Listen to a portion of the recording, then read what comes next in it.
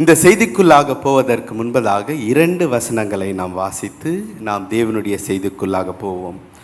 உண்மையாகவே ஆண்டவர் ஒரு பெரிய பாரத்தை இந்த வசனத்தை பேசும்படியாக ஆண்டவர் எனக்கு கொடுத்திருந்தார். என்ன வசனத்தை பேச வேண்டும் என்று ஆண்டவரோடு கூட ஜெபிக்கும் போது ஆண்டவர் மறுபடியும் இந்த சத்தியத்தையே கொண்டு வந்து கொண்டிருந்தார். ஆனால் ஆச்சரியமாக இருந்தது, ஆண்டவர் இந்த வசனத்தை எனக்கு கொடுத்தார், இதை எப்படியாவது பேச வேண்டும் என்று சொல்லி. இங்கே வந்து பார்க்கும்போது பிரதர் பீட்டர் அவரும் இதே குறித்து பேசும்போது நிச்சயமாகவே ஆண்டவர் இதை நமக்கு வெளிப்படுத்த போகிறார், நம்மை ஆசீர்வத இருக்கிறார். எத்தனை பேர் விசுவாசிக்கிறீங்க? அழகான ஒரு வசனத்தை நாம் கேட்டோம். அதற்கு சார்ந்த வசனம். இந்த செய்தியை கேட்கும்போது அவர் சொன்ன அநேக வசனங்களை கூட நாம் இப்போது பார்க்க இருக்கிறோம். கர்த்தர் நம்மை நேசிக்கிறார், நம்முடைய ஆலயத்தில் வாசம் செய்கிற தேவனாக இருக்கிறார். ஆகவே மறுபடியும் ஆண்டவருடைய வார்த்தை நம்மை நோக்கி வந்து கொண்டிருக்கிறது. ஆகவே வேதங்களை திறந்து 1 கொரிந்தியர் 12:1 எல்லோரும் சேர்ந்து ஒரே மனதாக சத்தமாக கருத்துள்ளதாக இருதயத்தின் ஆழத்திலிருந்து வாசிப்போம். 1 கொரிந்தியர் 12:1 வாசிப்போமா? அன்றியும் சகோதரரே, ஆவிக்குரிய வரங்களை குறித்து நீங்கள் அறியாமல் இருப்பது எனக்கு மனதில்லை. இன்னும் சத்தமாக கூட நாம் வாசிக்கலாம். அடுத்த வசனம் போதும். அடுத்த வசனம் 14:1 எல்லாம் எடுத்துக்கொள்ளுங்கள். 1 கொரிந்தியர் 14:1 எல்லாம் சேர்ந்து சத்தமா ஒரே மனதோடு கூட நாம் வாசிப்போம். 1 கொரிந்தியர் 14:1 வாசிப்போமா? அன்பை நாடுங்கள், ஞான வரங்களை விரும்புங்கள், விசேஷமாய் தீர்க்க தரிசன வரங்களை விரும்புங்கள். நாம் ஆவிக்குரிய வரங்களை குறித்து சங்கீத தியானத்திலே நாம் வாசித்தோம். அப்போஸ்தலனாகிய பவுல் இந்த இடத்துல என்ன சொல்லுகிறார்? ஆவிக்குரிய வரங்களை குறித்து இந்த இடத்துல எழுதுகிறார். பாருங்கள், அநேகருக்கு ஆவிக்குரிய வரங்களை எப்படி பெறணும், பெற்றுக்கொண்டவைகளை எப்படி ஆண்டவருக்காக எழும்பி பிரகாசிக்கணும், பெற்றுக்கொண்ட வரங்களை வைத்து ஆண்டவருக்கு எப்பேற்பட்ட வேலை செய்ய வேண்டும் என்று தெரியாமலே வாழ்ந்து கொண்டிருக்கிறார்கள். அதைத்தான் இங்கே 1 கொரிந்தியர் 12:1 என்ன சொல்லப்படுகிறது? அன்றியும் சகோதரரே, ஆவிக்குரிய வரங்களை குறித்து நீங்கள் அறியாமல் இருப்பது எனக்கு மனதில்லை. என்ன சொல்றார்னா, ஓ சகோதரனே, சகோதரியே, ஆவிக்குரிய வரங்களை நீங்கள் அறியாமல் இருக்கிறீங்க, எனக்கு அதை குறித்து நினைத்து பார்க்கும்போது மனசே இல்லை. யார் சொல்றாரு? பவுல் சொல்றாரு. அதற்கு அடுத்தபடியாக என்ன சொல்றாரு? ஞான வரங்களை விரும்புங்கள், விசேஷமான வரங்களை விரும்புங்கள், தேடுங்கள் என்று சொல்லுகிறார். 1 கொரிந்தியர் 12வது அதிகாரத்திலே ஆவியின் வரங்களை குறித்து எழுதுகிறார். அடுத்த வசனங்களிலே 13ஆம் வசனத்திலே ஆவியின் கனிகளை குறித்து விவரித்து எழுதுகிறார்.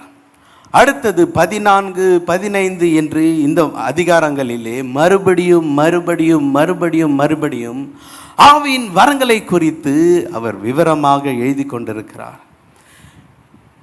ஆவியின் வரங்களை நீங்கள் பெற்றிருந்தால், ஆவியின் வரங்களை நீங்கள் பெறும்போது அதை வைத்து எவ்விதமாக செயல்பட வேண்டும், ஆண்டவருக்காக எவ்விதமாக எழும்பி பிரகாசிக்க வேண்டும் என்று இந்த இடத்துல அவர் சொல்லுகிறார். யாருக்கு ஆவியின் வரங்கள் கர்த்தர் கொடுப்பார்? யோசித்து பாருங்கள் கொஞ்ச நேரம். பிரியமான சகோதரனே, சகோதரியே, ஒருவேளை கர்த்தர் உங்களுக்கு வரங்களை கொடுத்திருக்கிறாரா, இல்லையா? ஆவியின் வரங்களை நீங்கள் பெற்றுக்கொண்டிருக்கிறீர்களா? பெற்ற ஆவியின் வரங்களை நீங்கள் என்ன செய்கிறீங்க? யாருக்கு ஆண்டவர் ஆவியின் வரங்களை தருகிறார்? எப்பொழுதாவது யோசித்து பார்த்திருக்கிறீர்களா? இல்லை என்றால் இந்த வசனத்தை வாசித்திருக்கிறீர்களா? யோசித்து பாருங்கள், சிந்தித்து பாருங்கள். இன்றைக்கு கர்த்தர் உங்களோடு கூட பேச வேண்டும் என்று வாஞ்சியோடு கூட இருக்கிறார். யாருக்கு நம்முடைய தேவன் ஆவியின் வரங்களை தருவார்? வேதம் சொல்லுகிறது, தாகமாய் இருக்கிறவனுக்கு. யாருக்கு தருவாரா? தாகமாய் இருக்கிறவர்களுக்கு. எல்லாம் சொல்லுங்க, யாருக்கு தருவாரு? தாகமாய் இருக்கிறவர்களுக்கு. நம்முடைய ஆண்டவர் உண்மையுள்ள தேவனாய் இருக்கிறார். ஒரு வாஞ்சை இருக்க வேண்டும். வாஞ்சை இல்லாதவர்களுக்கு கர்த்தர் வரங்களை கொடுத்து திணிக்கிற தேவன் அல்ல. வாஞ்சை இருக்கும்போது, ஆண்டவருக்காக எழும்பி பிரகாசிக்கும் போது, இந்த உலகத்திலே கர்த்தருக்காக நான் ஏதாவது ஒரு காரியத்தை நான் செய்ய வேண்டும் என்ற அந்த வைராக்கியத்தோடு கூட இருக்கும்போது கர்த்தர் ஆவின் வரங்களை நமக்கு தருகிற ஒரு தேவனாக இருக்கிறார். எதற்காக கர்த்தர் ஆவின் வரங்களை தர வேண்டும்? ஒரு வாஞ்சை இருந்து ஆண்டவர் எனக்கு ஒரு பெரிய ரட்சிப்பை தந்தார், ஒரு பெரிய ஆசீர்வாதத்தை என்னுடைய வாழ்க்கையில கட்டளையிட்டு இருக்கிறார், என்னை அவருடைய சொந்த பிள்ளையாக மாற்றி இருக்கிறார். ஆண்டவருக்காக நான் ஏதாவது செய்ய வேண்டும் என்று ஒரு வாஞ்சை இருக்கும்போது கர்த்தர் என்ன செய்வாராம்? ஆவின் வரங்களை தாகமாய் இருக்கிறவர்களுக்கு கர்த்தர் தருவார். ஆமேன். எத்தனை பேர் விசுவாசிக்கிறீங்க? யாருக்கெல்லாம் ஆவின் வரங்கள் வேண்டும்? கொஞ்ச நேரம் சிந்தித்து பாருங்கள். எனக்கு ஆவின் வரங்களை கர்த்தர் கொடுக்கும்போது நான் கர்த்தருக்காக எழும்பி பிரகாசிப்பேன், கர்த்தருக்காக ஊழியத்தை செய்வேன், கர்த்தருக்கென்று பயன்படுத்துவேன். கர்த்தர் என்னை ரட்சித்திருக்கிறார், ஒரு உயிரை தந்திருக்கிறார், ஆகவே கர்த்தருக்கு நான் ஏதாவது செய்ய வேண்டும் என்ற தாகம் வாஞ்சை இருக்கும்போது கர்த்தர் அதை உங்களுக்கு தருவார். வேதத்தில் சொல்லப்படுகிறது, வாஞ்சி உள்ளவனுக்கு கர்த்தர் தருவார். தாகம் இருக்க வேண்டும், வாஞ்சை இருக்க வேண்டும். வேதத்திலே ஒரு நன்றாக வசனம் நம் எல்லோருக்கும் தெரியும், நீதியின் மேல் பசிதாகம் உள்ளவன் பாக்கியவான். நீதியின் மேல் பசிதாகம், விரும்பாதவர்களுக்கு ஒருபோதும் கர்த்தர் கொடுத்து திணிக்கிற தேவன் அல்ல. ஆகவே ஒரு தாகம் இருக்கும்போது கர்த்தர் தருவார். என்ன தருவார்? பரிசுத்த ஆவியின் கனிகள். நாம் வாசித்தோம் அல்லவா முதல் செய்தியிலே, சங்கீதத்திலே அநேக கனிகளை கர்த்தர் உங்களுக்கு தருவார். யோவான் எழுதின சுவிசேஷம் 15:5 ஒருவர் வாசியுங்கள். யோவான் 15:5 சத்தமாக வார்த்தைகளை உச்சரித்து யோவான் 15:5 வாசியுங்கள். இங்கே என்ன பார்க்கிறோம்?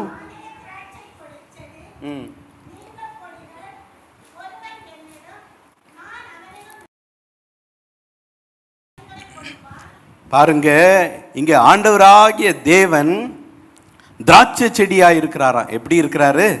ஒரு பெரிய திராட்சை செடி. எத்தனை பேர் திராட்சை செடியை பார்த்துருக்குறீங்க தெரியல. திராட்சை செடி.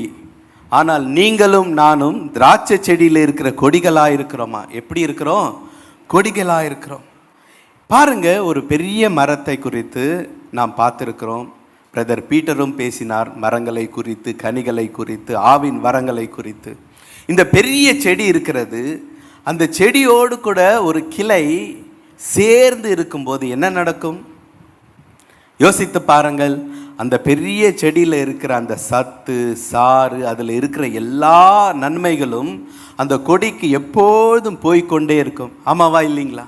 இணைந்து இருக்கும்போது எப்போது போய்கொண்டே இருக்கும்.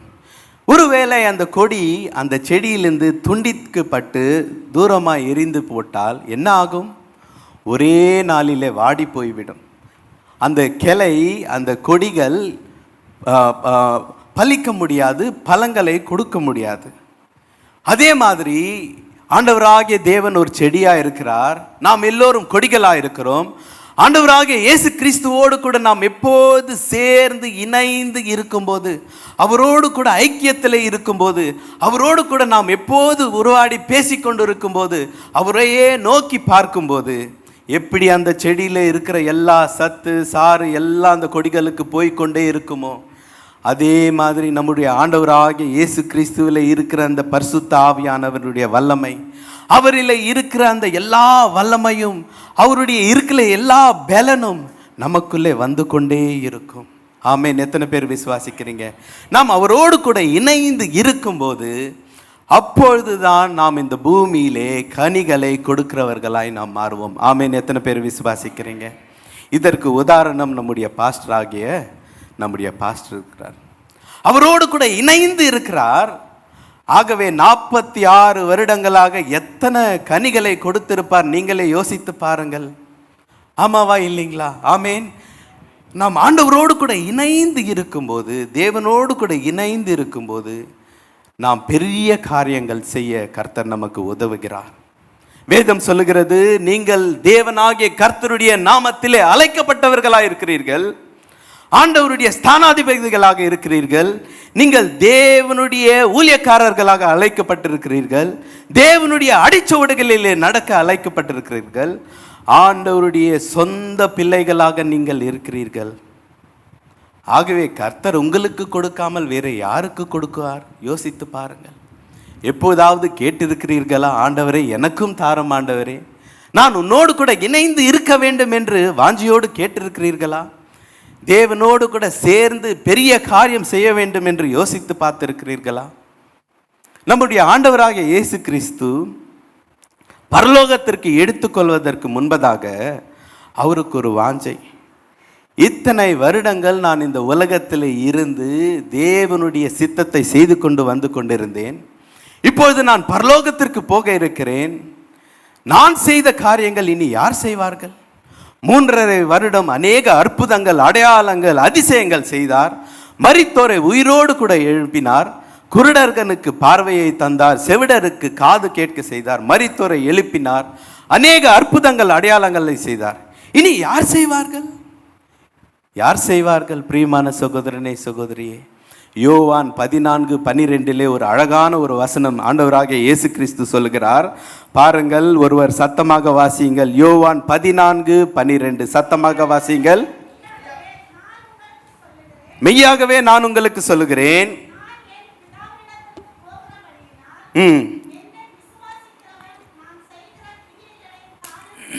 இங்கே பாருங்க என்ன சொல்றார்னா, என்னை விசுவாசிக்கிறவன் நான் செய்கிற காரியங்களை செய்வான். அதோடு அவர் நிப்பாட்டல. இங்க 2 காரியத்தை நாம் பார்க்க வேண்டும். என்னை விசுவாசிக்கிறவன் முதலாவது காரியம், நான் செய்கிற காரியங்கள் செய்வான். அதோடு நிப்பாட்டல. இவைகளை காட்டிலும், எப்படியா? இவைகளை காட்டிலும் என்னை விசுவாசிக்கிறவன் நான் செய்கிற காரியங்களை செய்வான், இவைகளை காட்டிலும் பெரிய காரியங்களை செய்வான். கடந்த வாரத்தில் பார்த்தோம் எவ்வளோ பெரிய அற்புதம். இந்த ஆலயத்தில் சின்ன சின்ன பிள்ளைங்கள்லாம் வந்து அநேக காரியங்களை நாம் பார்த்தோம். அற்புதமாக இருந்தது. ஆண்டவருடைய எதிர்பார்ப்பு என்ன? தேவனுடைய எதிர்பார்ப்பு என்னவாக இருக்கிறது? நீங்கள் ஆண்டவருடைய ஊழியத்தை தொடர்ந்து செய்ய வேண்டும் என்பது தான் அவருடைய எதிர்பார்ப்பாக இருக்கிறது. ஆண்டவருடைய இருதய துடிப்பு என்னவாக இருக்கிறது? 3.5 வருடம் நான் இந்த உலகத்தில் அநேக அற்புதங்கள், அடையாளங்களை செய்தேன். குஷ்டரோகிகளை குணமாக்கினேன், பிசாசுகளை துரத்தினேன், மரித்தோரை உயிரோடு எழுப்பினேன், அற்புதங்கள், அடையாளங்களை செய்தேன். இனி யார் செய்வார்கள்? இனி யார் செய்வார்கள்? அவர் பரலோகத்திற்கு எடுத்துக்கொள்ளும் போது அவருடைய இருதயத்தின் வாஞ்ச துடிப்பு இதுவாக தான் இருந்தது. ஆண்டவராக இயேசு கிறிஸ்துவை பிதா என்னை அபிஷேகம் பண்ணி இந்த உலகத்திற்கு அனுப்பினார். அநேக அற்புதங்கள், அடையாளங்கள் செய்தேன். இனி யார் செய்வார்கள்? பிரியமான சகோதரனே, சகோதரியே, இன்றைக்கு கர்த்தர் உங்களை பார்த்து கேட்கிறார், இனி யார் செய்வார்கள்? யார் செய்வார்கள்? இத்தனை வருடங்கள் செய்தேன், இனி யார் செய்வார்கள்? அதை தான் யோவான் 14:12 வாசித்தோம். என்னை விசுவாசிக்கிறவன், நன்றாக புரிந்து கொள்ள வேண்டும். விசுவாசம் என்பது ஒரு முக்கியமான ஒரு காரியமாக இருக்கிறது. எல்லோராலும் செய்ய முடியாது. ஆண்டவராகிய இயேசு கிறிஸ்துவை விசுவாசிக்கும் போது என்ன சொல்லுகிறார் கர்த்தர்? என்னை விசுவாசிக்கும் போது நான் செய்த காரியங்களை செய்வான், இவைகளை காட்டிலும் பெரிய காரியங்களை செய்வான். பாருங்க, யாருக்கு ஆவியின் வரங்களை கர்த்தர் தருவார்? யாருக்கெல்லாம் வாஞ்சை இருக்கிறதோ, யாருக்கெல்லாம் பெரிய பெரிய காரியம் செய்ய வேண்டுமோ. இங்கே முக்கியமான ஒரு காரியம் என்ன என்று பார்க்கும்போது, விசுவாசம் எங்கே இருக்கிறதோ அங்கே தேவனுடைய வல்லமை இருக்கிறது. விசுவாசம் இருக்க வேண்டும். எல்லோராலும் செய்ய முடியுமா என்று கேட்டால் ஒரு பெரிய கேள்வி. விசுவாசத்தினாலே எல்லாம் ஆகும் என்று வேதம் சொல்லுகிறது. நாம் விசுவாசத்தோடு கூட இருக்கிறோமா? என்னை விசுவாசிக்கிறவன் என்று ஆண்டவராகிய இயேசு கிறிஸ்து சொல்லுகிறார். சிந்தியுங்கள், யோசித்து பாருங்கள். என்னை விசுவாசிக்கிறவன். நாமும் அடிமட்டத்தில் இருக்கிறோம். ஆண்டவர் செய்த அந்த பெரிய பெரிய காரியங்களை நம்மால் யோசித்து கூட பார்க்க முடியாது. பிரியமான சகோதரனே, சகோதரியே, ஆனால் இயேசு செய்த காரியங்கள் நாம் யோசித்து பார்க்கும்போது நம்மால் அதை ஏற்றுக்கொள்ளக்கூட மனதில் முடியவில்லை. அவ்வளோ பெரிய பெரிய காரியங்கள் அவர் செய்திருக்கிறார். ஆனால் இந்த ஒன்றுக்குமே உதவாத நம்மை பார்த்து என்னை விசுவாசி, அப்போது நீங்க என்ன பண்ணுவீங்க? நான் செய்த காரியங்களை செய்வீங்க. இயேசு சொன்னார் இந்த வார்த்தைகளை, என்னை விசுவாசிக்கும் போது ஆவியின் வரங்களை நீங்களும் பெற்றுக்கொள்வீங்க. ஆண்டவர் மரித்தோரை உயிரோடு எழுப்புனா நம்மால எழுப்ப முடியுமா? விசுவாசத்தினாலே ஆகும். ஆண்டவர் செய்த காரியங்கள் நம்மால் செய்ய முடியுமா? யோசித்து பாருங்கள், பிசாசு எத்தனை காரியங்கள் இந்த உலகத்தில் செய்து கொண்டிருக்கிறது. அநேகர் பிசாசினாலே பிடியிலே சிக்கி தவித்து கொண்டிருக்கிறார்கள். யார் எங்களை வந்து விடுதலையாக்குவார்கள்? நாங்களோ இருளிலே மாட்டிக்கொண்டு சிக்கி கொண்டிருக்கிறோமே, வெளிச்சத்திற்கு எப்படி நாங்கள் போவோம்? ஏங்கி கொண்டிருக்கிறார்கள். உலகத்திலே இந்த சிக்கி தவித்து கொண்டிருக்கிறவர்களை யார் மீட்பார்கள்? யோசித்து பாருங்கள். அப்போஸ்தலர் 10:38 நல்ல ஒரு வசனம்.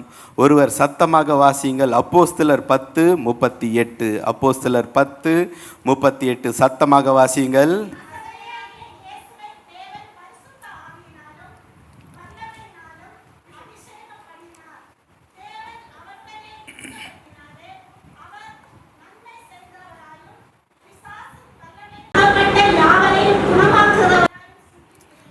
நசரேயனாகிய இயேசு தேவனுடைய பரிசுத்த ஆவினாலும் வல்லமையினாலும் அபிஷேகம் பண்ணப்பட்டார்.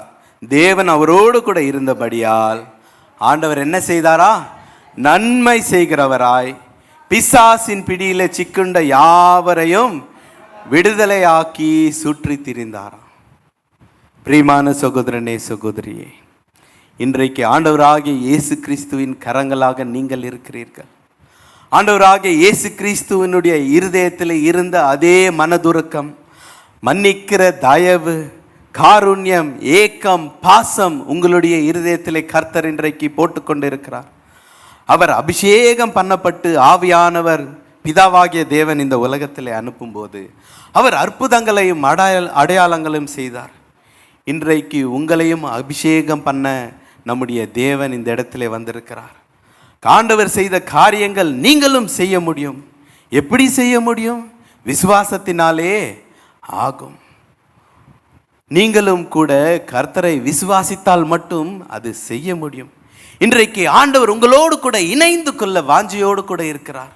உங்களால் செய்ய முடியுமானா கண்டிப்பாக செய்ய முடியாது. கர்த்தர் இணைந்து கொள்ளும்போது, விசுவாசத்தில் இருக்கும்போது, எப்படி அந்த திராட்சை செடியோடு கூட அந்த கொடிகள் இணைந்து கொண்டு இருக்கும்போது எப்போதும் அந்த செடியில் இருக்கிற எல்லா ஆசீர்வாதங்களும் தொடர்ந்து வந்து கொண்டிருக்குமோ, அதே மாதிரி நம்முடைய வாழ்க்கையில் கூட தொடர்ந்து வந்து கொண்டிருக்கும். நம்முடைய பிதாவினுடைய ராஜ்யம் இந்த உலகத்தில் ஸ்தாபிக்கக்கூடாது என்று சொல்லி பிசாசு அநேக காரியங்களை செய்து கொண்டு, போலியான ஒரு சாய்பாபாக்கள் இல்லை என்றால் அநேக மந்திரவாதிகளை இந்த நாட்களிலேயே எழுப்பி கொண்டிருக்கிறார். ஆனால் நம்முடைய தேவனோ, பிதாவாகிய தேவன், குமாரனாகிய ஆண்டவராகிய இயேசு கிறிஸ்து, பரிசுத்த ஆவியானவர் 3 பேரும் சேர்ந்து ஆவியின் வரங்களை நமக்கு தர வேண்டும் என்று வாஞ்சியோடு கூட இருக்கிறார். அவருடைய பிள்ளைகளுக்கு தர வேண்டும் என்று வாஞ்சியோடு கூட இருக்கிறார். இன்றைக்கு கர்த்தருடைய நாமத்தினாலே நாம் அழைக்கப்பட்டிருக்கிறோம், ஜெயத்தை பெற்றிருக்கிறோம், ரட்சிப்பை பெற்றிருக்கிறோம். ஆகவே கர்த்தர் நமக்கு தர வேண்டும் என்று வாஞ்சியாயிருக்கிறார். நம்முடைய ஆண்டவர் பிதா, குமாரன், பரிசுத்த ஆவியானவர் என்று அழைக்கப்படுகிறோம். பிதாவாகிய தேவன் பரலோகத்தில் இருக்கிறார். இந்த தேவன் மனிதர்களுக்கு ஒரு ஈவை கொடுக்கணும், ஒரு கிஃப்டை கொடுக்கணும், ஒரு கிஃப்டை கொடுக்கணும் அப்படின்னு பார்த்தார். என்ன கிஃப்ட் ஆண்டவர் பிதாவாகிய தேவன் நமக்கு கொடுக்க முடியும்? ஆண்டவர் அநேக காரியங்கள் இந்த உலகத்தில் செய்தார். ஆனால் பிதாவாகிய தேவனிடத்தில் இருந்த ஒரு பெரிய கிஃப்ட் யார் என்று பார்க்கும்போது தன்னுடைய சொந்த குமாரனாகிய ஆண்டவராகிய இயேசு கிறிஸ்து. ஆண்டவராகிய இயேசு கிறிஸ்துவையே ஒரு பரிசாக மனிதர்களுக்கு கொடுத்து விட்டார். என்ன செய்தார்? பிதாவாகிய தேவன் அவர் இடத்தில் இருந்த ஒரு வெளியேற பெற்ற ஒரு பரிசை மனிதர்களுக்கு ஆண்டவராகிய இயேசு கிறிஸ்துவை கொடுத்தார். இப்பொழுது குமாரனாகிய ஆண்டவராகிய இயேசு கிறிஸ்து மனிதர்களுக்கு ஒரு பரிசை கொடுக்க வேண்டும், கிஃப்டை கொடுக்கணும்.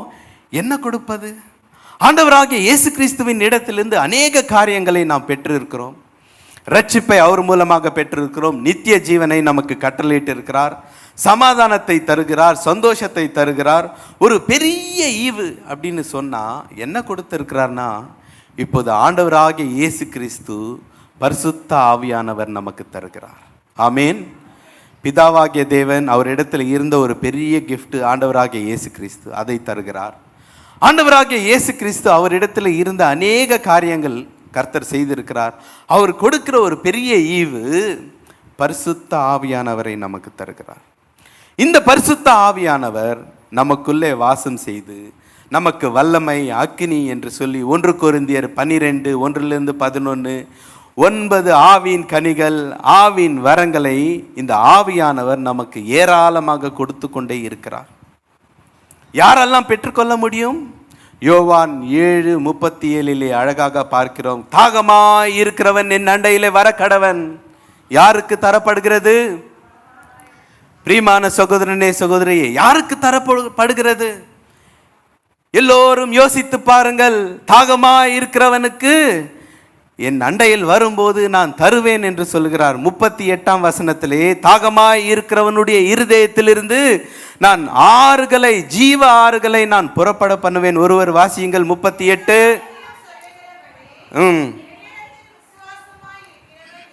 என்னிடத்தில் விசுவாசமாய் இருக்கிறவன் எவனோ அவன் உள்ளத்திலிருந்து ஜீவ தண்ணீர் உள்ள நதிகள் ஓடும் என்றார். யாருக்கெல்லாம் தாகமா இருக்கிறீர்களோ, வாஞ்சையா இருக்கிறீர்களோ, இன்றைக்கு கர்த்தர் உங்களுக்கு ஜீவ நதிகளை புறப்பட பண்ண ஆயத்தமா இருக்கிறார். தேவனோடு கூட இணைந்து இருக்கும்போது, தேவனுக்காக எழும்பி பிரகாசிக்கும் போது இது கர்த்தர் தருவார். ஆமேன். பழைய ஏற்பாட்டிலே ஒரு அழகான ஒரு 2 பேரை நாம் பார்க்க இருக்கிறோம். எல்லோரும் என்னோடு கூட சேர்ந்து வேதத்திலிருந்து 2 ராஜாக்கள் எல்லாம் எடுத்துக்கொள்ளுங்க. 2 ராஜாக்கள் 2 வாசியுங்கள்.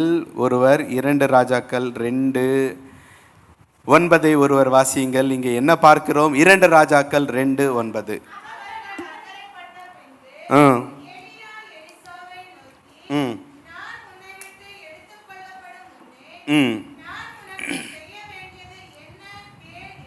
இங்கே பாருங்கள், நமக்கு நேரமில்லை. இது ஒரு பெரிய ஒரு செய்தி. நேரம் இல்லாததினாலே சுருக்கி நான் சொல்ல ஆசைப்படுகிறேன். இங்கே 2 பேரை பார்க்கிறோம். எலியா, எலிசா என்று 2 பேர் பார்க்கிறோம். எலிசா எலியா மேலே இருந்த ஆவின் வரங்களினாலே கவர்ச்சிக்கப்பட்டு அங்கே அவனை பார்த்து, அவர் ஏர் ஓட்டி கொண்டிருந்த தன்னுடைய தகப்பன் வீட்டையும் 12 ஏர் ஓட்டிகளை வைத்து அவன் ஓட்டி கொண்டிருந்த அந்த வயலையும், அந்த ஏரை முறித்து அந்த மாடுகளை அடித்து ஒரு நல்ல பிரியாணியை செய்துவிட்டு சாப்பிட்டு எலியா பின்னாக தொடர்ந்து போகிறார். அநேக வேத பண்டிதர்கள் என்ன சொல்கிறார்கள்?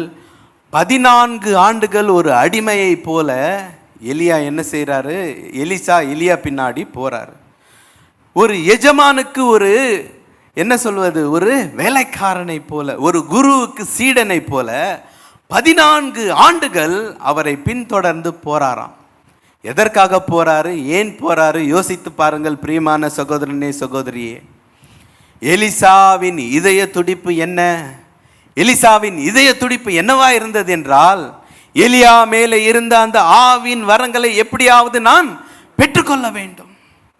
2 ராஜாக்கள் 2:9 எலியா எலிசாவை கூப்பிட்டு என்ன சொல்றார்? 14 வருடங்கள் நீ என் கூடவே இருக்கிற.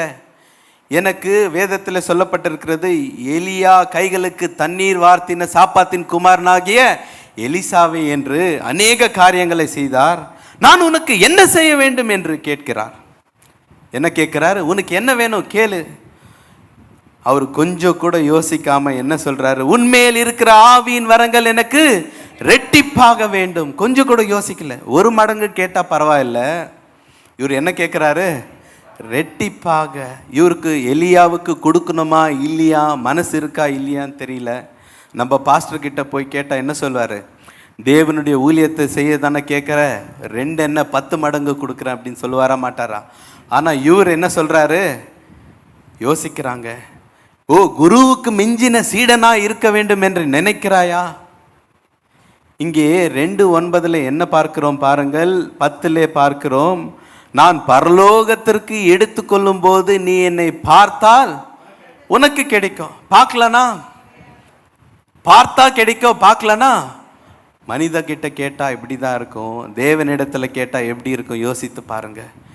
14 வருடம் குருவுக்கு சீடனாய், எஜமானுக்கு ஒரு வேலைக்காரனாய் இருந்தவன், நீ நான் மேலே எடுத்துக்கொள்ளும் போது பார்த்தா இருக்கு, இல்லைன்னா ஒண்ணுமே இல்லை. பாருங்க எவ்வளோ ஒரு காரியம். நாம் ஆண்டவருடைய ஊழியத்தை செய்யும் போது கர்த்தர் நமக்கு கொடுக்க வேண்டும் என்று வாஞ்சையாக இருக்கிறார்.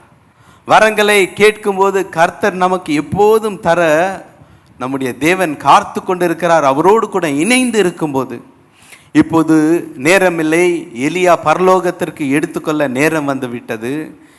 ஆண்டவர் இப்போ எலியா என்ன பண்ணுகிறார் என்றால், எலிசா கிட்ட சொல்றாரு, ஆண்டவர் என்ன முதலாவது வசனத்தில் கில்காலுக்கு போக சொல்றாரு, நீ இங்கே இரு நான் போறேன் அப்படின்னா எலிசா என்ன சொல்றாரு தெரியுங்களா? நீ எங்க போனாலும் சரி, உன் மேல இருக்கிற ஆவியின் வரங்கள் எனக்கு வேணும், நான் உன் பின்னாடியே வரேன் அப்படின்றாரு. 4ஆம் வசனத்திலே நான் ஜெரிக்கோ போறேன், நீ இங்கே இரு அப்படின்றாரு. இல்லை இல்லை, நான் உன்னை பின்பற்றுவேன், உன் மேல் இருக்கிற ஆவியின் வரங்கள் வேண்டும், நானும் ஜெரிக்கோக்கு வரேன் அப்படின்றாரு. அடுத்தது பெத்தேலுக்கு போறாங்க, நீ இங்கே இருனா, இல்லைன்னா உன்னையே தொடர்ந்து வரேன். 7 ஆண்டவர் சொல்றார், நீ யோர்தான் நதி ஓரமாக போ, அங்கே நான் அக்கினியின் ரதங்களை அனுப்புவேன், உன்னை எடுத்துக்கொள்வேன் என்று சொல்றாங்க. எலிசா கிட்ட நீ இங்கே இரு, நான் மட்டும் போறேன்னா, இல்லை இல்லை, உன் மேல இருக்கிற ஆவின் வரங்கள் எனக்கு எப்படியாவது வேணும் அப்படின்னு பின்தொடர்ந்து போறார். 11ஆவது வசனத்திலே பார்க்கும்போது ஆண்டவர் அக்கினியாகவும் அவரோடு கூட இருந்தபடியால் அக்கினியின் ரதங்கள் பரலோகத்திலிருந்து இறங்கி வருகிறது. இப்போது எலிசா கதறி கதறி அழுகிறார், என் தகப்பனே, என் தகப்பனே, இஸ்ரவேலுக்கு ரதங்களும் குதிரையுமான என்று அநேக காரியங்களை அங்கே வாசிக்கிறோம். அக்கினியின் ரதங்கள் வந்து எலியாவை பரலோகத்திற்கு எடுத்துக்கொண்டு போய் கொண்டிருக்கும் போது இவர் கத்தி கத்தி கதறும் போது பரலோகத்தில் எல்லோரும் பார்த்து கொண்டிருக்கிறார்கள். அந்த நேரத்திலே காற்றிலே இவர் எடுத்துக்கொண்டு போகும்போது அவருடைய ஷால் அப்படியே கீழே விழுகிறது. இதை அப்படியே தூரத்திலிருந்து தேவனுடைய அநேக பிள்ளைகள் பார்த்து கொண்டிருக்கிறார்கள். தேவனுடைய ஊழியக்காரர்கள் பார்க்குறாங்க, என்னதான் நடக்கும் அப்படின்னு பார்க்கும்போது மெதுவாக அந்த ஷால் இவரை ஓடி போய் பிடித்த மாத்திரத்திலே பயங்கரமான ஒரு அக்கினி ஆவின் வரங்கள் இவர் மேல் உடனே வந்தது. எலியா மேல் இருந்த ஆவின் வரங்கள் 2 மடங்காக இவர் மேல் வந்தது. அந்த ஷாலை தொட்ட மாத்திரத்திலே இவர் மேல் வந்தது. பிரியமான சகோதரனே, சகோதரியே, நம்முடைய ஆலயத்திலே கூட அநேக தேவனுடைய ஊழியக்காரர்கள் நம்ம இடத்துல இருக்கிறாங்க. நம்முடைய பாஸ்டர் ஐயா இருக்கிறாங்க, நம்முடைய பெரிய பாஸ்டர் அங்கிள் இருக்கிறாங்க. அநேக ஊழியக்காரர்கள் வருகிறார்கள் போகிறார்கள். எப்படி எலிசா எலியாவை தொடர்ந்து பின்தொடர்ந்தாரோ, விடாமுயற்சியோடு கூட அவர் பின்னே போய்கொண்டிருந்தாரோ, அதே மாதிரி நாம் தேவனுடைய ஊழியக்காரர்களோடு கூட ஐக்கியமாய் இருக்கும்போது, அவர்களோடு கூட தொடர்ந்து ஒரு அன்பாய் இருக்கும்போது, ஒரே மனதோடு கூட இருக்கும்போது, ஆழமான ஐக்கியத்திலே நாம் வரும்போது தேவனுடைய ஊழியக்காரர்கள் மேலே இருக்கிற அந்த ஆவியின் வரங்கள் நம்மேலே கூட வரும். நம்முடைய ஊழியக்காரர்கள் நம்மை ஆசீர்வதிக்கும் போது அவர்கள் பெற்றுக்கொண்ட அந்த ஆவியின் வரங்களும் ஆசீர்வாதங்களும் நமக்கு மேலும் அது அப்படியே தானாக வரும். இதற்கு என்ன செய்ய வேண்டும்? முதலாவது விசுவாசிக்க வேண்டும். என்னை விசுவாசிக்கிறவன் நான் செய்கிற காரியங்களை செய்வான். அது மாத்திரமல்ல, ஊழியக்காரர்களோடு கூட இணைந்து ஐக்கியமாக இருக்க வேண்டும். அவர்கள் என்ன செய்கிறார்களோ அதை பின்தொடர்ந்து அவர்கள் சொல்லுகிற பேச்சை அப்படியே கேட்கும்போது ஆவின் வரங்கள் நம்ம மேலே வரும். முதலாவது. இரண்டாவதாக, எந்த ஆவின் வரங்கள் கர்த்தர் உங்களுக்கு கொடுத்திருக்கிறாரோ அதை புரிந்து கொண்டு 9 ஆவியின் வரங்களை நாம் பார்த்தோம் அல்லவா, அதை தொடர்ந்து தியானம் செய்து, ஒருவேளை உங்களுக்கு பாடல் பாடுகிற வரமாக இருக்கலாம், இசை கருவிகளை வாசிக்கிற ஒரு வரமாக இருக்கலாம், இல்லை ஜெபிக்கிற ஒரு வரமாக இருக்கலாம், இல்லை என்றால் வேதத்தை வாசிக்கிற ஒரு வரமாக இருக்கலாம், இல்லை என்றால் மற்றவர்களுக்கு பரிமாறுகிற ஒரு வரமாக இருக்கலாம். எந்த வரத்தை கர்த்தர் உங்களுக்கு கொடுத்தாரோ அதை மனதிலே வைத்து தொடர்ந்து செய்யும் போது, ஒருவேளை பாடுகிற ஒரு வரமாக இருக்கலாம், வேதம் வாசிக்கிற ஒரு வரமாக இருக்கலாம், ஜெபிக்கிற ஒரு வரம், ஒருவேளை ஜெபிக்கிற ஒரு வரம் கர்த்தர் உங்களுக்கு கொடுத்திருந்தால் தொடர்ந்து வியாதியஸ்தருக்கு ஜெபிக்கும் போது, இல்லை என்றால் கஷ்டப்படுகிறவர்களுக்கு நீங்கள் ஜெபிக்கும் போது, தொடர்ந்து ஜெபத்தை செய்து கொண்டே இருக்கும்போது, அநேக நாட்களுக்கு பிற்பாடு தேவன் உங்களோடு கூட வந்து அவருடைய ஆவி உங்கள் மேல் தங்கும் போது, ஆவியின் வரங்களை நீங்கள் பெற்றுக்கொள்ளும் போது, உங்கள் அறியாமலே நீங்கள் ஜெபித்து கொண்டே இருக்கும்போது உங்கள் மேல் இருக்கிற அந்த ஆவியின் வரங்கள் மற்றவர்களை தொட்டு அவர்களை சுகமாவார்கள். ஒருவேளை நீங்கள் இசைக்கருவிகளை வாசித்து கொண்டிருந்தால், நீங்கள் தொடர்ந்து தேவனுக்கு உண்மையாய் வாசித்து கொண்டிருக்கும் போது, நீங்கள் வாசிக்க வாசிக்க ஜனங்கள் தேவனாலே தொடப்படுவார்கள். உங்கள் அறியாமலேயே நீங்கள் உங்களுடைய கரத்திலிருந்து தேவன் பயன்படுத்தி அவருடைய வல்லமை புறப்பட்டு போய் தேவனுடைய பிள்ளைகளுக்கு ஊழியம் செய்ய ஒரு வல்லமையான ஒரு காரியத்தை கர்த்தர் உங்களால் செய்வார். ஒருவேளை வேதம் வாசிக்கிற ஒரு வரத்தை நீங்கள் பெற்றிருந்தால், அது தொடர்ந்து எப்படி எலியாவை பின்தொடர்ந்தாரோ அதே மாதிரி தேவனுடைய ஊழியக்காரர்களோடு கூட இணைந்து இருக்கும்போது கர்த்தர் உங்களுக்கும் செய்வார். எத்தனை பேர் விசுவாசிக்கிறீங்க? தொடர்ந்து செய்யும் போது கர்த்தர் உங்களுக்கு நிச்சயமாகவே தருவார். கடைசியாக மூன்றாவது என்ன பார்க்கிறோம்? ஆவியின் வரங்கள் நான் பெற்றுக்கொள்ள வேண்டும் என்று நினைக்கும் போது நம்முடைய ஆலயத்திலே கூட அநேக நாட்கள் உபவாசத்தில் இருந்து ஜெபிப்பார்கள். அதே மாதிரி நீங்களும் ஆண்டவரோடு கூட ஜெபித்து உபவாசத்தில் இருந்து கர்த்தரிடத்தில், ஆண்டவரே எனக்கு ஆவியின் வரங்களை கொடுத்தால் உண்மையாக நான் உம்முடைய ஊழியத்தை செய்வேன் என்று விசுவாசத்தோடு கேட்கும்போது, ஒரு பெரிய எதிர்பார்ப்போடு கூட அவரை நோக்கி பார்த்து ஜெபிக்கும் போது கர்த்தர் உங்களுக்கு தருவார். நம்முடைய பாஸ்டர் சொல்ல நாம் கேட்டிருக்கிறோம், அவருடைய தகப்பன் எப்படி ஒரு பெரிய ஜெபிக்கிற ஒரு வீரனாக இருந்தார். அவர் ஜெபித்து ஜெபித்து தேவனிடத்திலிருந்து எல்லாவற்றையும் பெற்றுக்கொண்டார்.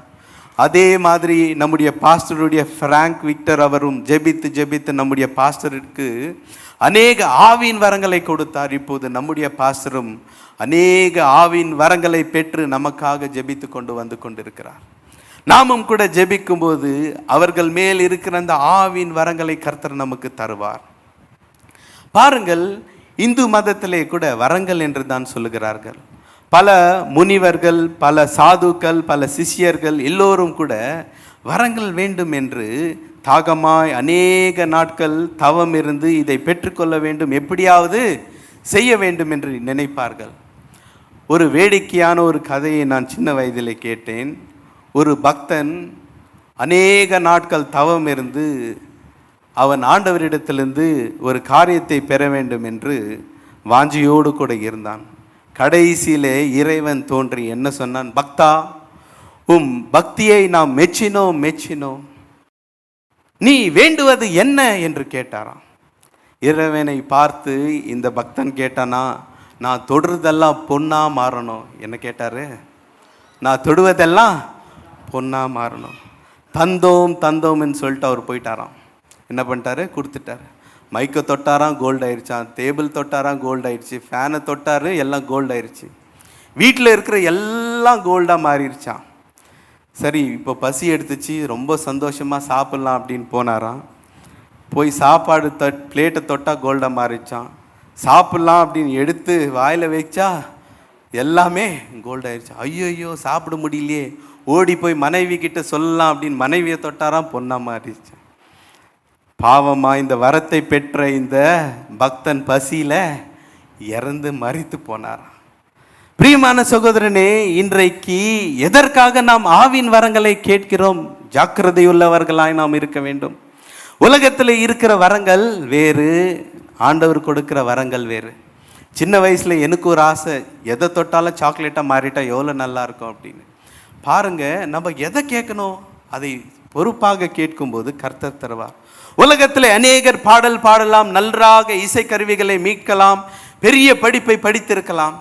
ஆனால் ஆண்டவராகிய தேவன் ஆவியின் வரத்தை நமக்கு கொடுத்து அவர் செயல்படுத்தும் போது உலகத்தில் பெற்றிருக்கிற வரங்களை காட்டிலும் கோடிக்கணக்கான முறை நம்முடைய வரங்கள் ஆண்டவர் ஆசீர்வதிக்க வல்லமையுள்ள தேவனாக இருக்கிறார். எத்தனை பேர் விசுவாசிக்கிறீங்க? கர்த்தர் இதை நமக்கு தர வேண்டும் என்று வாஞ்சியோடு கூட இருக்கிறார். உலகத்தில் இருக்கிற தாளந்துகள் வேறு, தேவன் கொடுக்கிற வரங்கள் வேறு.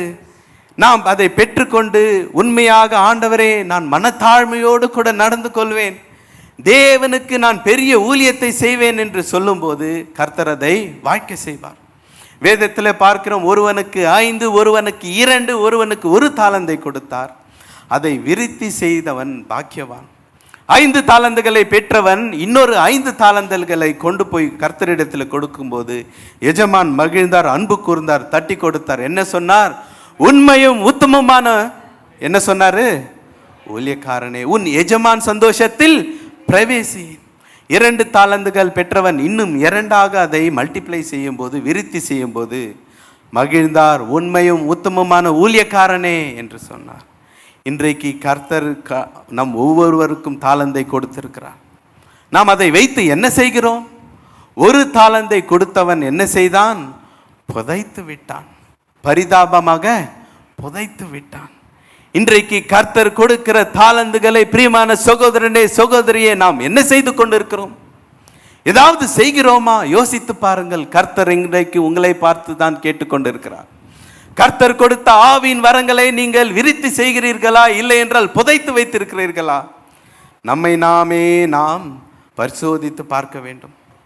பரிதாபமான ஒரு நிலைமை என்னவென்றால், இந்த உலகத்திலே கர்த்தர் ஆவியின் வரங்களை கொடுக்கும்போது அதை வைத்து ஃபேமஸ் ஆக வேண்டும் என்று அநேகர் நினைக்கிறாங்க. சில பேர் பணம் சம்பாதிக்க வேண்டும் என்று நினைக்கிறாங்க. சில பேர் எல்லோரும் எனக்கு பின்பதாக வர வேண்டும் என்று நினைக்கிறார்கள்.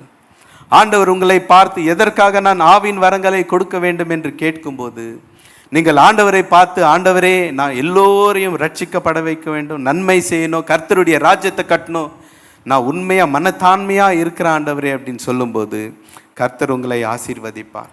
உங்களுடைய முகத்தை பிரகாசிக்க செய்வார். சங்கீதம் 121:1 ஒத்தாசை வரும் பர்வதங்களுக்கு நேராக எப்போதும் என் கண்களே நோக்கி பார்த்து கொண்டே இருக்கும் என்று சொல்லும்போது கர்த்தர் உங்களை ஆசீர்வதிப்பார். கடைசியாக, எதற்காக கர்த்தருக்கு இடத்திலே ஆவின் வரங்கள் நாம் கேட்கணும்? ஆவின் வரங்களை எதற்காக பெறணும்? முதலாவது எபிரேயர் 2:4. எபிரேயர் 2:4 ஒருவர் வாசியுங்கள். எபிரேயர் 2:4 சத்தமாக வாசியுங்கள். அடையாளங்களினாலும்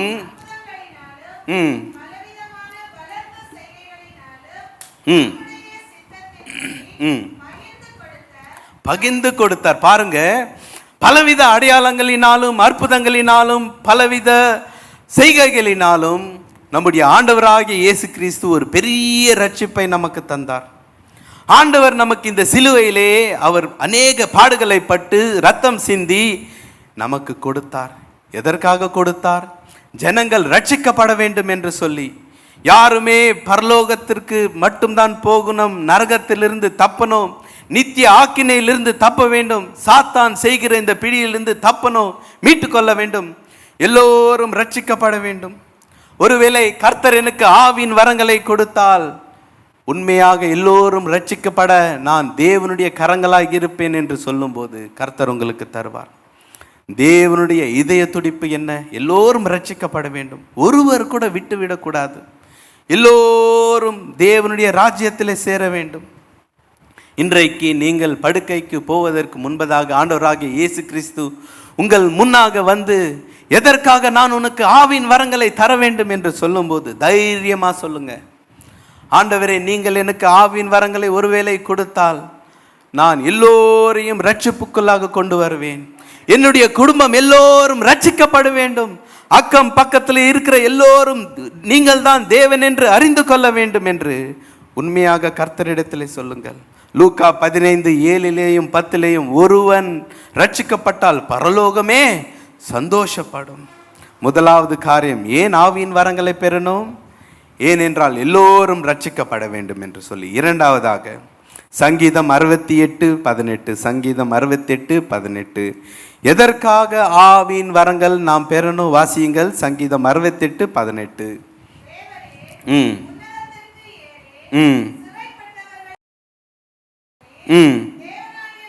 தேவனாகிய கர்த்தர் மனுஷருக்குள் வாசம் செய்ய வேண்டும் என்று. பாருங்கள், இரண்டாவது எதற்காக? கர்த்தர் மனிதர்களுக்குள்ளே வாசம் செய்ய வேண்டும் என்று. எவ்வளவு அருமையான ஒரு வசனம் பாருங்கள். ஆண்டவருடைய ஆசை என்ன? ஆண்டவர் இந்த மனிதருக்குள்ளாக வாசம் செய்ய வேண்டும் என்று. இன்றைக்கு கர்த்தர் உங்களோடு கூட வாசம் செய்ய வேண்டும் என்று விரும்புகிறார். இந்த உலகத்திலே அநேக ஜனங்களுக்கு கர்த்தர் என்ன செய்கிறார் பாருங்கள், நான் உனக்குள்ளே வாசம் செய்ய வேண்டும் என்று சொல்லி. ஆனால் அநேக ஜனங்களுக்குள்ளாக இன்றைக்கு பிசாசு தான் இருக்கிறது. இன்றைக்கு கர்த்தர் உங்களை கேட்கும்போது, ஆண்டவரை, எல்லோரையும் நான் ரட்சிக்கப்பட வேண்டும். 2, நீங்கள் எனக்குள்ளே வாசம் செய்ய வேண்டும், ஆகவே ஆவியின் வரங்கள் எனக்கு வேணும். மூன்றாவதாக எதற்காக ஆவியின் வரங்களை பெறணும்? பாருங்கள், ஜனங்களுக்கு நன்மை செய்ய வேண்டும் என்பதற்காக, ஜனங்களுடைய குறைகளை நீக்க வேண்டும் என்று சொல்லி, ஜனங்களுக்கு சுகமளிக்க வேண்டும், ஜனங்களை ரட்சிப்புக்குள்ளாக கொண்டு வர வேண்டும் என்று சொல்லி அப்போஸ்தலர் 10:38 நாம் வாசித்தோம். ஆண்டவர் பரிசுத்த ஆவியினாலே அபிஷேகம் பண்ணப்பட்டு அநேகரை விடுவித்து ரட்சித்து பெரிய காரியத்தை செய்து நன்மை செய்கிறவராய் சுற்றி திரிந்தாராம். இன்றைக்கு தேவனுடைய இதய துடிப்பு நமக்குள்ளே வர வேண்டும். இன்றைக்கு நாம் தூங்க போவதற்கு முன்பதாக கர்த்தர் வந்து கேட்டால் தைரியமாக சொல்ல வேண்டும், ஆண்டவரே, ஒருவேளை ஆவின் வரங்கள் எனக்கு கொடுத்தால் நான் தாழ்மையோடு கூட நடந்து கொண்டு ஜனங்களுக்கு நன்மை செய்வேன் என்று சொல்லும்போது கர்த்தர் தருவார். கடைசியாக எதற்காக ஆவின் வரங்கள் பெறணும்? 1 ராஜாக்கள் 18:39, 1 ராஜாக்கள் 18:31 நேரமில்லை. எதற்காக என்றால் தேவன் கர்த்தரே தேவன் என்று சொல்வதற்கு. நிறைய பேர் இந்த உலகத்திலே குழப்பத்திலே வாழ்ந்து கொண்டிருக்கிறார். இங்கே என்ன சொல்லப்பட்டிருக்கிறது? கர்த்தரே தேவன். கர்த்தரும் தேவன் அல்ல, கர்த்தர் மட்டும்தான் தேவன். 10-11 அல்ல அவர். புத்தர், காந்தி, இயேசுனா ஒத்துக்காதீங்க. யாரு சொன்னாலும் கர்த்தர் மட்டும்தான் தேவன். இந்த உலகத்தை அண்ட சராசரங்களை சிருஷ்டித்தது நம்முடைய ஆண்டவராகிய இயேசு கிறிஸ்து மட்டும்தான். ரட்சிப்பு தருவதற்கு நம்முடைய ஆண்டவராகிய இயேசு கிறிஸ்துவாலே மட்டும்தான் முடியும். ஆகவே நாம் பார்த்த வண்ணமாக கர்த்தர் இன்றைக்கு நமக்கு ஆவின் வரங்களை தர வேண்டும் என்று விரும்புகிறார். பவுல் எழுதுகிறார் 1 கொரிந்தியர் 12:1 ஆவின் வரங்களை குறித்து நீங்கள் அறியாமல் இருப்பது எனக்கு மனதில்லை. அன்பை நாடுங்கள், கர்த்தரை தேடுங்கள், அப்போது ஆவின் வரங்களை நீங்கள் பெற்றுக்கொள்வீர்கள். கர்த்தர் இன்றைக்கு வாஞ்சை உள்ளவனுடைய இருதயத்திலிருந்து ஆறுகளை புறப்பட பண்ணுவேன், எல்லா ஆசீர்வாதங்களும் பிள்ளைகளுக்கு தராமல் வேறு யாருக்கு தருவேன் என்று சொல்லி இன்றைக்கு நாம் தேவனுடைய கரங்களாய் இருக்க வேண்டும் என்று கர்த்தர் வாஞ்சியோடு கூட கேட்கிறார். அவ்விதமாக வாஞ்சி உள்ளவர்களாய் இருந்து தேவன் செய்த ஊழியத்தை இன்றைக்கு கர்த்தர் உங்களுடைய கரத்திலே கொடுக்கும்போது அதை பொறுப்போடு கூட அன்போடு கூட செய்யும்படியாக கர்த்தர் நமக்கு கிருபை தருவாராக. ஆமேன். எத்தனை பேர் விசுவாசிக்கிறீங்க? கரங்களை உயர்த்தி ஒரு ஆமேன் சொல்வீர்களா? ஆமேன், ஆமேன். நாம் அப்படி எழுந்திருந்து ஒரு ஜெபத்தை செய்து நம்மை ஆண்டவர் வழி நடத்தினபடியால் அவருக்கு நன்றி செலுத்துவோம். பிரியமானவர்களே, எல்லோரும் எழுந்திருந்து தேவனை நோக்கி நாம் ஜெபிக்கும்படியான ஒரு தருணம் இது. கர்த்தர் நமக்கு பெரிய காரியத்தை செய்ய வேண்டும் என்று வாஞ்சையோடு கூட இருக்கிறார். இன்றைக்கு கர்த்தர் நம்மோடு கூட பேசி இருக்கிறார். ஆவின் வரங்கள் உங்களுக்கு தர வேண்டும், ஒரு பெரிய அற்புதத்தை செய்ய வேண்டும் என்று கர்த்தர் விரும்புகிறார். விசுவாசிப்பாயானால் நீயும் பெற்றுக்கொள்வீர்கள். விசுவாசிக்கும் போது நீயும் உன் வீட்டாரும் ரட்சிக்கப்படுவீர்கள். இன்றைக்கு கர்த்தர் நம்மை ஆசீர்வதிக்க வல்லமையுள்ள தேவனாக இருக்கிறார். எல்லா கண்களை மூடி நாம் ஜெபம் செய்வோம். அன்புள்ள பிதாவே, உம்மை துதிக்கிறோம், ஸ்தோத்திரிக்கிறோம். ஆண்டவரே, எங்களுக்கு உம்மை துதிக்க ஒரு பெரிய ஸ்லாக்கியத்தை தந்தீரே ஆண்டவரே, அதற்காக நன்றி செலுத்துகிறோம். நாங்கள் பாடினோம், உம்மை துதித்தோம். பரலோகத்திலிருந்து ஆவியானவர் இறங்கி வந்து ஒவ்வொருவருடைய கரத்தை பிடித்து இருதயத்துக்குள்ளே போய் எல்லோரையும் விடுவித்து ஆசீர்வதித்தபடியால் நன்றி செலுத்துகிறோம். ஆண்டவரே, இந்த இடத்துல நின்ற உம்முடைய தாசரை எல்லோரையும் நீங்கள் உம்முடைய கரத்தினால பிடித்து அவர்களுடைய வாயிலே உம்முடைய வார்த்தையை போட்டு உம்முடைய ஜனத்திற்கு நீங்கள் ஊழியம் செய்ய கிருபை தந்தீரே ஆண்டவரே, அதற்காக நன்றி செலுத்துகிறோம். நம்முடைய ஆலயத்திலே மூப்பரான பாஸ்டர் தியாகராஜன் மார்க்கஸ் ஐயா அவர்களையும் அம்மா விஜயா தியாகராஜன் அவர்களையும் ஆசீர்வதித்து இந்த ஆலயத்தை பொறுப்பெடுத்து நடத்தி கொண்டு வந்து கொண்டிருக்கிற கிருபைக்காக நன்றி செலுத்துகிறோம். ஆண்டவரே, நம்முடைய ஆலயத்தில் இருக்கிற ஒவ்வொரு குடும்பத்திற்காக நாங்கள் ஜெபிக்கிறோம். ஆசீர்வதிங்க ஆண்டவரே. இந்த ஆலயத்தில் இருக்கிற எல்லா தேவைகளையும் நீங்கள் சந்திக்கும்படியாக கேட்கிறோம். நம்முடைய ஆலயத்தில் இருக்கிற ஒவ்வொரு வியாதியஸ்தருக்காக நாங்கள் ஜெபிக்கிறோம். ஆண்டவரே, உம்முடைய தழும்புகளாலே குணமாக்கும் ஆண்டவரே, ஒரு பெரிய காரியம் செய்ய ஆண்டவரே. யாருக்கெல்லாம் வேலை தேடிக்கொண்டிருக்கிறார்களோ ஒரு நல்ல வேலை கர்த்தர் தாமே அவர்களுக்கு தரும்படியாக கேட்கிறோம். ஆண்டவரே, யாரெல்லாம் திருமணத்துக்காக ஜெபித்து கொண்டிருக்கிறார்களோ நீங்கள் வழி நடத்தி அவர்களை பொறுப்பேற்றி நடத்துங்க ஆண்டவரே. எங்களுடைய தேசத்திற்காக ஜெபிக்கிறோம் ஆண்டவரே, உம்முடைய கரத்திலே ஒப்பு கொடுக்கிறோம். எங்களுடைய இந்த இடத்திற்காக அம்பத்தூருக்காக ஜெபிக்கிறோம் ஆண்டவரே. தொடர்ந்து இந்த வாரம் முழுவதும் எங்களை வழி நடத்தும். உம்முடைய பிரசன்னத்திலே நாங்கள் இருக்கும்படியான கிருபை தாரும் ஆண்டவரே. உம்மோடு கூட நடந்து கொள்ள ஒரு பெரிய பாக்கியத்தை தாரும். ஆண்டவரும் இரட்சகருமாகிய இயேசு கிறிஸ்துவின் நாமத்தில் கேட்கிறோம் பிதாவே, ஆமென். எல்லாம் சேர்ந்து சொல்வோமா? என் ஆத்மாவே, எல்லா சத்தமாக சொல்வோம்.